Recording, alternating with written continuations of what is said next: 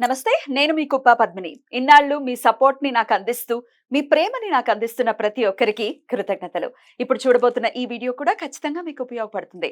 Like, share and subscribe చేసి మీ ఇష్టాన్ని, అలాగే మీ సపోర్ట్‌ని నాకందించండి. అలాగే ఈ వీడియో పట్ల మీ అభిప్రాయాన్ని కామెంట్ సెక్షన్‌లో కామెంట్ చేసి నాకు తెలియజేయండి. నమస్తే. నమస్తే. Welcome to our channel. నేను కుప్ప పద్మిని. ప్రస్తుతంతో పాటు ప్రముఖ ఆధ్యాత్మికవేత్త, ప్రముఖ న్యూమరాలజిస్ట్, లక్ష్మీ నరసింహస్వామి ఉపాసకురాలు శ్రీమతి స్రవంతి గారు మనతో పాటు ఉన్నారు. మాట్లాడదాం. నమస్తే అక్క. నమస్తే పద్మిని. అక్క, గృహప్రవేశం ఇప్పుడు మంచి మాఘమాసం కూడా చక్కగా గృహప్రవేశాలు చాలా విరివిగా జరుగుతున్నాయి. పెళ్ళిళ్ళు అన్ని కూడా అన్ని శుభకార్యాలు కూడా జరుగుతూ ఉన్నాయి. అయితే గృహప్రవేశంలో ప్రత్యేకంగా చూసేటటువంటి క్రతువు ఆవుని తీసుకురావటం. ఆవుని ఇల్లంతా కూడా అది నడవటం. దాని ఆరా అంత పవర్ఫుల్ కాబట్టి ఆవుని తీసుకురండి అని మన శాస్త్రం పెట్టి ఉంది. అయితే ఇప్పుడు అపార్ట్మెంట్స్ లో ఉంటారు. అపార్ట్మెంట్స్ లోకి తీసుకురాలేము ఆవుల్ని. హింసించేయడానికి కదా end of the day. So ఎట్లా మరి దానికి ప్రత్యామ్నాయం ఏంటి? అసలు ఆవుని తీసుకురావటం, ఒకవేళ తీసుకురాలేకపోతే ఏంటి పరిస్థితి? ఆవును తీసుకెళ్ళడము అనేది చాలా ఇంపార్టెంట్ పని. కుదిరితే గనక చేయవలసిన పని. అయితే మెట్లు ఎక్కగలుగుతుందా లేదా అనేది ఆవుని పెంచే వాళ్ళకి బాగా తెలుస్తుంది. ఫస్ట్ ఫ్లోర్, సెకండ్ ఫ్లోర్ వరకు ఓకే.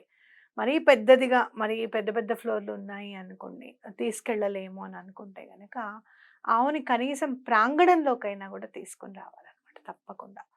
ఎందుకు అనంటే ఎలాంటి దోషాలైనా కూడా నివృత్తి చేసేది గోమాత ఒక్కటే. మీరు కంచి పరమాచార్య గారిది కూడా లీల చదువుకుంటే ఒకళ్ళు ఏం చేస్తారంటే వాళ్ళది కాలేజ్ ఉంటుందన్నమాట. లేడీస్ కాలేజ్ ఉంటుంది. మొత్తం అందరూ మహిళలు చదువుతూ ఉంటారు. అయితే ఎప్పుడు కూడా ఇదివరకు లేదు ఆ పరిస్థితి. కొన్నాళ్ళగా ఏమవుతుందంటే గజ్జెల సౌండ్ వినపడుతుంది, ఎవరో అరుపులు వినపడుతున్నాయి అని చెప్పి కాలేజీలో చదువుకునే పిల్లలు యాజమాన్యానికి చెప్పడము. యాజమాన్యానికి కూడా ఒకసారి అలానే సమస్య ఎదురవ్వడం అనేది జరుగుతుందనమాట. అప్పుడు వాళ్ళు ఏం చేస్తారు, పరమాచార్య గారి దగ్గరలో విజయం చేస్తారనమాట. ఇక ఆయన వచ్చారు కదా అని ఆయన వెళ్ళి అడుగుతారు, మా కాలేజీకి రండి మీరు తప్పకుండా అని చెప్పి పిలిపిస్తారనమాట. వస్తారు పరమాచార్య గారు, ఎవ్వరు రమ్మన్నా కూడా విజయం చేయమన్నా కూడా చేస్తారు తప్పకుండా. అయితే అప్పుడు ఏం చేశారు, కాలేజీలోకి అడుగు పెట్టబోయే ముందు ఏం చేశారంటే ఇలా ఉంది పరిస్థితి అని చెప్పారు. గజ్జల సౌండ్ వినపడుతున్నది అని చెప్పారు. అయితే ఏం చేశారంటే ముందు ఒక ఆవుని వదిలేసేయండి కాలేజీ లోపలికి. ఇట్లా మొత్తం అంతా గ్రౌండ్ ఉంటుంది కదా, ఆ లోపలికి వదిలేసేయండి. అది ఎందాక వెళ్తే అందాక వెళ్ళి అది ఆగిపోయిన తర్వాత నేను లోపలికి వెళ్తాను అని చెప్తారనమాట. అయితే వెళ్ళిపోతుంది. అది దూరంగా వెళ్ళి ఆగితే అప్పుడు పరమాచార్య గారు లోపలికి వచ్చి అది చూసి అక్కడంతా కాసేపు నిలబడి బయటకు వచ్చేస్తారు. ఆ రోజు నుంచి ఇంకా మొత్తం అంతా చూస్తారనమాట. ఆ రోజు నుంచి అక్కడ నెగటివ్ ఎనర్జీస్ దాఖలాలు ఏమీ ఉండవు. అయితే మరి ఆవుని ఎందుకు పంపించమన్నారు అని అంటే, మహిళలు కదా, ఎవరు ఎలా ఉంటారో తెలియదు కదా, అశౌచం అనేది చెప్పలేము. చదువుకునే కళాశాల కాబట్టి అశౌచం ఉన్న వాళ్ళు రావచ్చు కంపల్సరీ. కాబట్టి అశౌచం తొలగిపోవాలి అంటే మరి ఆయన ఇది ఆయన దాటకూడదు కదా నియమాలని. అందుకనే గోవుని పంపిస్తారు. అదంతా గోవు కేవలం వెళ్ళినందుకు ఆ అశౌచందంతా కూడా క్లియర్ అయిపోతుంది. కాబట్టి ఆయన వెళ్తారు. కాబట్టి మనం కూడా ఇల్లు కట్టుకుంటున్నాము అని అంటే ఎంతోమంది పాపం ఇటుకలు మోసేటప్పుడు కానివ్వు, లేకపోతే ఏదైనా దాన్ని ఏమంటారు, పెద్ద పెద్ద పనులు చేస్తూ ఉంటారు. పెద్ద పెద్ద రాళ్ళు వేస్తారు, టైల్స్ అని వేసేది, సిమెంట్ వర్క్ అని, ఐరన్ వర్క్ అని చాలా జరుగుతుంది. కరెంట్ వర్క్ అని జరుగుతూ ఉంటుంది. ఎక్కడో ఎవరికో ఒకళ్ళకి చిన్నగా రక్తం చిందించకుండా అయితే మాత్రం పని జరగదు కదా, ఏదైనా ఉండే ఉంటుంది. అలాంటప్పుడు దోషాలన్నీ కూడా, వాళ్ళు రక్తం చిందిందంటే అక్కడ దోషం అన్నమాట. ఆ దోషాలన్నీ పోవాలి అని చెప్పి మనము ఆవుని తీసుకుని వెళ్తాం. నెగటివ్ ఎనర్జీస్ కూడా అందాక ఇల్లు మూయబడి ఉంటుంది కదా, మరి మనం గృహప్రవేశం చేయాలి అనుకుంటే కనీసం 10-15 రోజుల ముందన్నా ఇల్లు కంప్లీట్ అయిపోతుంది. కొంతమందికి నెల రోజుల ముందే కంప్లీట్ అవ్వచ్చు. అందాక మరి అది క్లోజ్ ఉంది అని అంటే తప్పు కదా, దీపం అది ఏమీ పెట్టట్లేదు అని అనుకుంటే ఆ ఇంట్లో ఆ దోషం కూడా తొలగిపోతుంది. అయితే ఒకవేళ హయ్యర్ ఆల్టిట్యూడ్స్ ఉన్నాయి, హయ్యర్ ఆల్టిట్యూడ్స్ ఉన్నప్పుడు ఏం చేయాలనంటే ఆవుని ఆ ప్రాంగణంలోకి తీసుకొని రావాలి. అంటే కింద కింద ప్రహరీ గోడను దాటించి ఆ చుట్టూరా ఒక్కసారి నడిపించమని చెప్పి, ఈ ఎవరైతే గృహప్రవేశం చేసుకుంటారో వాళ్ళ ఆ ఫ్యామిలీ చక్కగా ఉమ్, భార్యాభర్తలు వాళ్ళకి తల్లిదండ్రులు ఉంటే కనుక గో పూజ చేయించుకోవాలి అక్కడ కంపల్సరీ. ఉమ్. సో మనము ఆ భార్యాభర్తలు తల్లిదండ్రులు గో పూజ చేయించండి మాకు అని చెప్పి బ్రాహ్మణుడికి చెప్పడము, గో పూజ చేయడం.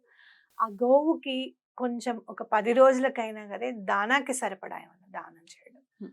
అలాగే ఎవరైతే గోవుని తీసుకొని వచ్చాడో అతనికి పంచలు బట్టలు పెట్టడం అనేది చాలా ఇంపార్టెంట్. Right. ఇది చేసుకుంటే చాలా బాగుంటుంది. గోవుని దూడని కూడా తీసుకొస్తారు కదా ఆవుని జనరల్ గా అయితే? దూడని కంపల్సరీగా.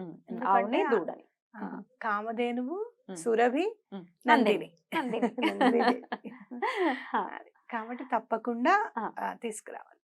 అయితే నందినీదేవి ఎక్కడైతే ఉంటుందో విజయం తప్పకుండా అక్కడ ఉంటుంది. కాబట్టి ఆ నందినీదేవిని కూడా తీసుకొస్తారు. అప్పుడు ఒట్టి పైన గోధుమలను కూడా తీసుకురావడానికి తీసుకొస్తారు. కుదరదు. ఆహా లేదు. ఉమ్. పాలిచ్చే ఆవే. పాలిచ్చే ఆవే ఉండాలి. వాళ్ళకి గృహప్రవేశం అంటే ఉమ్. వాళ్ళు సెపరేట్ గా పెట్టుకుంటారు, గృహప్రవేశానికి కావాలని చెప్పి ఉమ్. సెపరేట్ గా ఉంటాయి. వాటిని తీసుకొస్తారు అన్నమాట. ఉమ్. చక్కగా గృహప్రవేశం రోజు ఆవు పాలతోనే మనం వండాలి. అన్నపరమాణం కానీ మన పాలు పొంగించడం కానీ ఏవైనా కూడా ఆవు పాలు మాత్రమే యూస్ చేయాలి. నైవేద్యం కూడా మనం చక్కగా సెపరేట్ గా కొంచెం అన్న విడిగా వండించుకోవాలి. కింద క్యాటరింగ్ మనం ఇచ్చుకుంటాం కదా, అక్కడ కాకుండా మడి వంట అనేది ఉండాలి ఖచ్చితంగా.